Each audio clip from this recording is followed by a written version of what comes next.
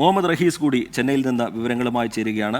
റഹീസ്, ഇതിൽ തമിഴ്നാട് സർക്കാർ നടത്തിയ നിയമ പോരാട്ടം അത് ശ്രദ്ധേയമാണ്. പ്രധാന നിയമനിർമ്മാണങ്ങൾക്ക് അംഗീകാരം കിട്ടുന്നില്ല, അതിൽ കാലതാമസം വരുന്നു എന്ന് ചൂണ്ടിക്കാട്ടിക്കൊണ്ട് കോടതിയിലേക്ക് പോവുകയും അതിലിപ്പോൾ സുപ്രധാനമായൊരു തീരുമാനം കോടതിയുടെ ഭാഗത്തു നിന്നുണ്ടാവുന്നു. അത് മറ്റ് സംസ്ഥാനങ്ങളിലടക്കം ഉള്ള നിലനിൽക്കുന്ന സാഹചര്യവുമായി ബന്ധപ്പെടുത്തി പരിശോധിക്കുമ്പോൾ വളരെ ഗൗരവത്തിലുള്ളതും സുപ്രധാനവുമാണ്.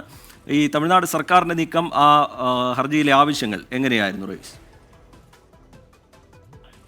റീജിത്ത്, തമിഴ്നാട് സർക്കാരിനെ സംബന്ധിച്ചിടത്തോളം ഇന്ന് വലിയൊരു പോരാട്ടം അവർ വിജയിച്ചതിന്റെ സന്തോഷത്തിലാണ്. അല്ലെങ്കിൽ കാരണം ഈ ഒരു ഗവർണർ പദവിയുമായി ബന്ധപ്പെട്ട് തന്നെ പലതരത്തിലുള്ള വിമർശനം തമിഴ്നാട്ടിൽ ഉയർന്നു വരുന്നു. അത് മറ്റു പല സംസ്ഥാനങ്ങളിലും അങ്ങനെ തന്നെയാണ്. ആ ഒരു നിലയ്ക്ക് കഴിഞ്ഞ കുറെ നാളുകളായി സർക്കാർ നടത്തിയ നിയമ പോരാട്ടങ്ങളാണ്. കാരണം തമിഴ്നാട് സർക്കാരും ഗവർണറും രണ്ട് ധ്രുവങ്ങളിൽ നിന്നുകൊണ്ട് എല്ലാ വിഷയങ്ങളെയും നേരിടുന്ന ഒരു ഭരണ സംവിധാനങ്ങളിൽ ഇരിക്കുന്നവരാണ്. അപ്പോൾ തീർച്ചയായിട്ടും ഈ ഒരു ഗവർണറെ പലതവണ കണ്ട് ഈ സുപ്രധാനമായിട്ടുള്ള ബില്ലുകൾ പാസ്സാക്കണം, അല്ലെങ്കിൽ അതിന് അംഗീകാരം നൽകണം എന്നുള്ളത് മുഖ്യമന്ത്രി അടക്കം ആവശ്യപ്പെട്ടിരുന്നു. പലതവണ പല വകുപ്പ് മന്ത്രിമാരടക്കം ഗവർണറെ കണ്ടിരുന്നു. പക്ഷേ അദ്ദേഹം ഈ ബില്ലുകളുടെ കാര്യത്തിൽ ഒരു മൗനമാണ് സ്വീകരിച്ചത്. ആദ്യം ഇത് 12-ലധികം ബില്ലുകൾ ഉണ്ടായിരുന്നു. പിന്നീട് 2 ബില്ലുകൾ പലതവണയായി ഗവർണർ പാസ്സാക്കി.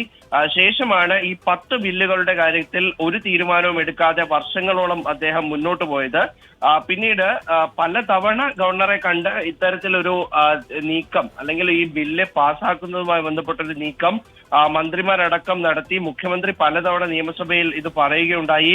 ഗവർണറുടെ ഒരു പൊസിഷൻ, പദവി അനുസരിച്ച് ഒരു കാര്യം പോലും ഈ വിഷയവുമായി ബന്ധപ്പെട്ട് ഹൈക്കോടതിയിലടക്കം ഹർജി വന്നു. സുപ്രീം കോടതിയിൽ ഇതുമായി ബന്ധപ്പെട്ടൊരു പൊതുതാൽപര്യ ഹർജി പോയിട്ടുണ്ടായിരുന്നു. അങ്ങനെ കുറെ നാൾ നീണ്ടു നിന്ന ഒരു പോരാട്ടമാണ്. ഇതിനിടയിൽ തന്നെ മുഖ്യമന്ത്രിയും ഉപമുഖ്യമന്ത്രി ഉദയനിധി സ്റ്റാലിനും ഗവർണർക്കെതിരെ പലതവണ പല വേദികളിൽ വെച്ച് ഈ ബില്ലുമായി ബന്ധപ്പെട്ട് തന്നെ സംസാരിക്കുകയുണ്ടായി.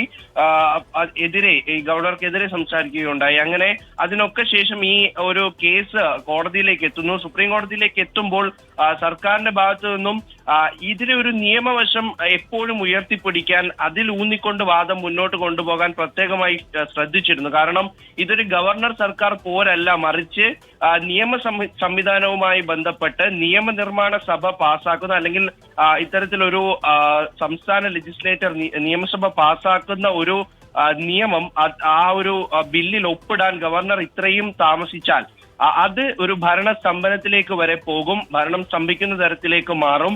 പല നിർണായകമായിട്ടുള്ള തീരുമാനങ്ങൾ നടപ്പിലാക്കാൻ കഴിയില്ല, ജനക്ഷേമ പദ്ധതികൾ നടപ്പിലാക്കാൻ കഴിയില്ല, ഇതുമായി ബന്ധപ്പെട്ട് അലോട്ട് ചെയ്തിരിക്കുന്ന പല ഫണ്ടുകളും കൃത്യസമയത്ത് ചെലവഴിക്കാൻ കഴിയില്ല തുടങ്ങിയ വിശദമായ വാദമാണ് മുന്നോട്ട് വെച്ചത്. കേവലം ഒരു രാഷ്ട്രീയ വാദപ്രതിവാദം, അല്ലെങ്കിൽ ഗവർണർ. മുഹമ്മദ് റഹീസ് വിവരങ്ങൾ നൽകുകയായിരുന്നു ചെന്നൈയിൽ നിന്ന്. ഇപ്പോൾ PDT ആചാരി കൂടി നമ്മളോടൊപ്പം ചേരുന്നുണ്ട്. ശ്രീ PDT ആചാരി, താങ്കൾ എങ്ങനെയാണ് ഈ സുപ്രീം കോടതിയുടെ ഇടപെടലിനെ കാണുന്നത്? തമിഴ്നാടും ഗവർണറും തമ്മിലുള്ള വിഷയത്തിലാണ് ഇപ്പോൾ സുപ്രീം കോടതി വളരെ സുപ്രധാനമായൊരു തീരുമാനം എടുക്കുന്നത്. ഈ നിയമസഭ പാസാക്കിയ ബില്ലുകൾ തടഞ്ഞുവെച്ച തമിഴ്നാട് ഗവർണറുടെ നടപടി അത് അംഗീകരിക്കാൻ കഴിയില്ല, നിയമവിരുദ്ധമാണ് എന്ന് കോടതി ചൂണ്ടിക്കാട്ടുന്നു.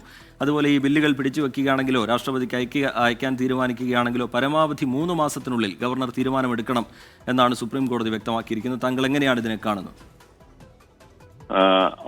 അത് നല്ലൊരു തീരുമാനമാണ്.